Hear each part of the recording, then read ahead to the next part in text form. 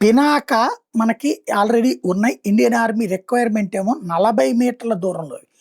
పినాక ఇప్పటికే 13-20 సార్లు కొత్త కొత్త ప్రయోగాలు జరిగినాయి.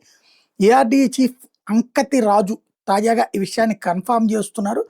ఇప్పుడు తాజాగా 120 కిలోమీటర్ల దూరంలోని లక్ష్యాల్ని ధ్వంసం చేయగలిగిన స్థాయికొచ్చింది.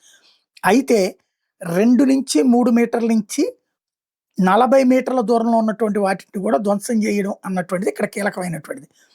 మెయిన్‌లీ ఆర్మీ అడుగుతున్నటువంటిది 40 మీటర్ల దూరంలో లక్ష్యాల్ని ధ్వంసం చేయడం.